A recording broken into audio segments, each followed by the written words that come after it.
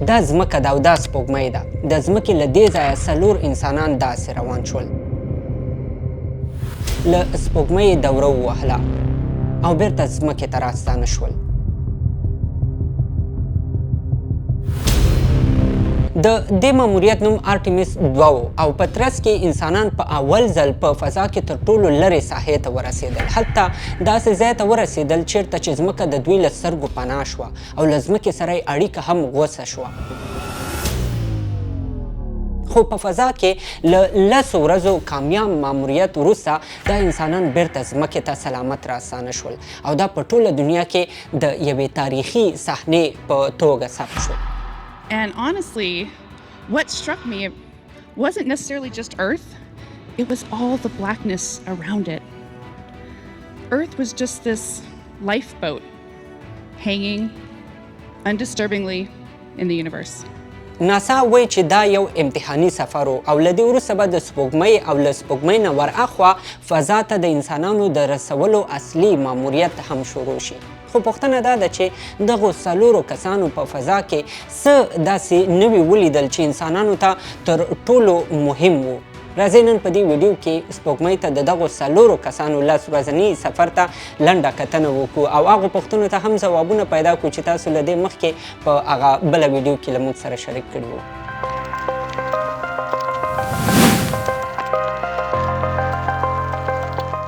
د 2026 کال د اپریل په اوله نیټه د امریکا د فلوریډا ایالت نه په دې قوي او قیمتي راکټ کې 4 ستورمزلي فضا ته روان شول. کله چې دې راکټ 8 دقیقې په هوا کې مزل وکړ او دا سیستم یې تقریبا 100 میله له ځمکې نه اوچت کړ، نور دا ټوله لویه برخه له پاسنۍ برخې نه بیله شوه او بیرته ځمکې ته راوغورځېدله. خو دې اصلي برخې چې ستورمزلي پکې ناست و خپل حرکت ته دوام ورکړ.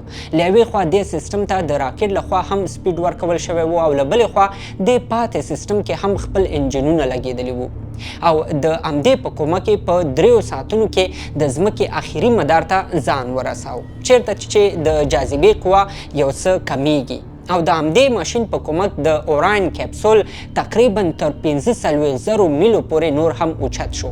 له دې وروسته دا اخري برخه هم له اوراین کپسول نه جدا شوه او د ځمکې سطحې ته راوغورځېدله. نور یوازې همدا کپسول او ورسره هغه ماشین چې په ډیر مجهز ډول د اروپایي انجینرانو لخوا جوړ شوی پاتې شو او همدا اوراین کپسول باید په یوازې ځان تر سپوږمۍ ورسیږي.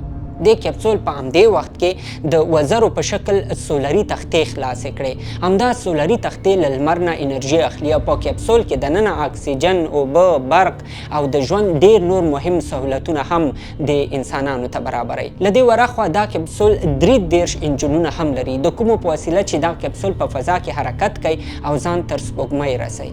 خو کله چې اوراین کپسول یوازې شو، 2 ستورمزلو د دې ماشین د کنټرول چارې په خپل لاس کې واخیستلې او په امتحاني شکل حرکت شروع کړ. که څه هم دغه کپسول او ستورمزلو ته په ځمکه کې ناست کارکوونکي په فضا کې د لارې په ورښودلو کې کومک کوي، خو دا ځل دا کپسول په داسې شکل جوړ شوی و که چیرته یې له ځمکې سره اړیکه هم پرې شي نو دوی کولی شي چې په فضا کې د ځان لپاره په خپله لاره پیدا کړي. خو دغه اوراین کپسول په فضا کې تقریبا 2,52,000 میله مزل وکړ او د سپوږمۍ تر ټولو لرې ساحې ته یې ځان ورساو. دې ساحې ته په رسېدو سره په کپسول کې ناستو انسانانو نه ځمکه په بشپړ ډول د سپوږمۍ شاته پناه شوه او له همدې سره د ناسا اړیکه له کپسول او پکې ناستو انسانانو سره په بشپړ ډول پرې شوه. Loss of signal during which the crew was flying behind the moon out of contact with anyone on 40 دقیقې تیرې شوې او له ستورمزلو سره رابطه نه کېدله، خو څنګه چې کپسول د سپوږمۍ له نیمایي برخې نه راتیر شو او پکې ناستو انسانانو ته ځمکه بیرته ښکاره شوله نو د ناسا او کپسول ترمنځ اړیکه هم بیرته وصل شوه.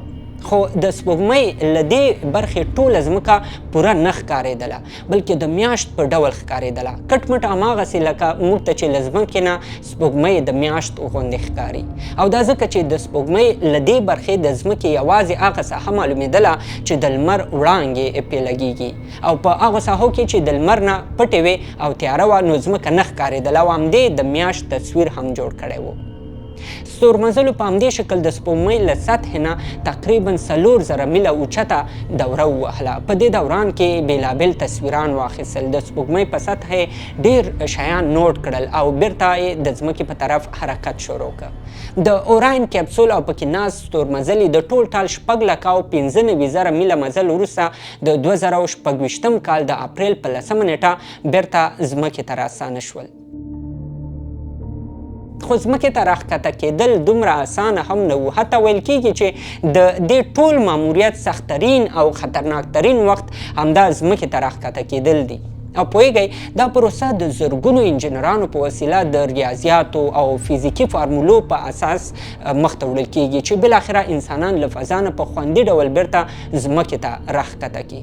اصلا د آرټمیس 2 میشن په لړ کې ځمکې ته د انسانانو راښکته کول تر نورو ماموریتونو ډېر سخت و، او دا ځکه چې د اوراین کپسول له سپوږمۍ نه د بیرته راستنېدو په وخت کې په ساعت کې تقریبا 25,000 میله تیز حرکت کاوه، او دا د غږ حرکت نه هم څو چنده زیات سپیډ دی.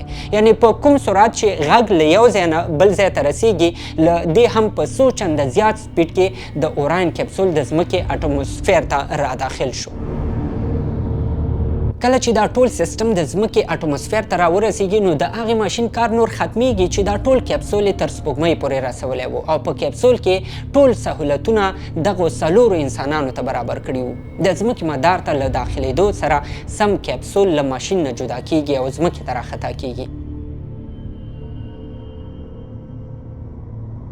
او پاتې ماشین په هوا کې سوځېږي او له منځه ځي. د انسانانو لپاره خطرناکه مرحله همدلته شروع کیږي چې کله کپسول په یوازې ځان ځمکې ته راخطا شي، او دا ځکه چې کپسول کله د ځمکې اټموسفیر ته راداخل شي د تیز رفتار له وجې د یوې سکروټې په شان ګرمیږي او شاوخوا د اور لمبې هم احساسیږي.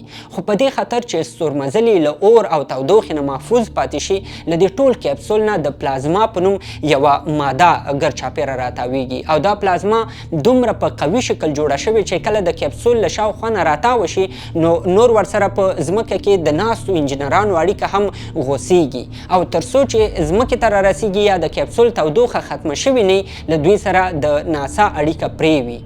خو کله چې دا کپسول د سمندر سطحې ته رانږدې شو، 3 پراشوټونه چې له وخته دې کپسول کې ځای په ځای شوي وو خوشې شول، او د کپسول سپیډ یې راکم کړ، او له څو شیبو وروسته دا کپسول د امریکا د کالیفورنیا په ارام سمندر کې راښکته شو، او په دې توګه 4 انسانان په محفوظ شکل بیرته ځمکې ته راستانه شول. له دې وروسته د امریکا د سمندري ځواکونو عمله ورغله، دوی له کپسول نه راوویستل، په کوچنیو بیړیو کې کېنول، بیا یې هلیکاپټرو ته پورته کړل او له هغه ځایه لوی سمندري بیړۍ ته ویوړل، او په همدې سره دا میشن بشپړ شو. او د آرټمیس 2 میشن دا ټوله پروسه د ټیکنالوژۍ، عصري انجینرۍ او فزیک د کامیابۍ نښه وګڼل شوه. An entry range of 1,957 miles and we landed within less than a mile of our target. What a tremendous day. خو دغه انسانانو په فضا کې یا په دې سفر کې اصلا څه ولیدل؟ دغه انسانان په اول ځل په فضا کې داسې لرې ځای ته ورسېدل چې تر اوسه ورته انسانان نه و رسېدلي، او هغه د سپوږمۍ شاتنۍ برخه وه. یعنې 50 کاله مخکې د اپولو میشن په ترڅ کې یوازې انسانان سپوږمۍ ته رسېدلي وو، خو له سپوږمۍ دومره لرې واټن یا دوره نه وه وهلې. همدارنګه دغو انسانانو په اول ځل د سپوږمۍ شاته لمر په بشپړ پټ حالت کې ولیده چې موږ ورته د لمر تندر نیول هم وایو. یعنی دوی چې کله د سپوږمۍ نه دوره وهله، په یو ځای کې ترې سپوږمۍ په بشپړ ډول لمر پناه کړ. دغو انسانانو د سپوږمۍ په سطحه باندې هغه ځای کې چې تیاره وه داسې برېښناوې هم ولیدلې چې د سپوږمۍ په سطحه باندې لګېدلې، او دا د دې ثبوت و چې د فضا ځینې کاڼي وخت ناوخت د سپوږمۍ په سطحه باندې هم لګېږي، او کله چې په سپوږمۍ لګېږي هلته رڼا یا برېښنا پورته کېږي. له دې ورهاخوا ستورمزلو دا هم معلومه کړې ده چې په سپوږمۍ کې شنه رنګونه هم لیدلي دي. همدارنګه د سپوږمۍ په سطحه یې د سپینو پوډرو په شان ځینې مواد هم لیدلي. په همدې خاطر ساینسپوهان اوس په دې فکر کوي چې په سپوږمۍ کې هم شاید د ځمکې په شان منرالونه، بېلابېلې قیمتي ډبرې او ذخایر هم موجود دي. ناسا ویلي دي چې په راتلونکو میشنونو کې به دا وڅېړي چې د سپوږمۍ په سطحه باندې دا شنه رنګه او سپین پوډري رنګه مواد د څه دي او د دوی لپاره څومره ارزښت لري.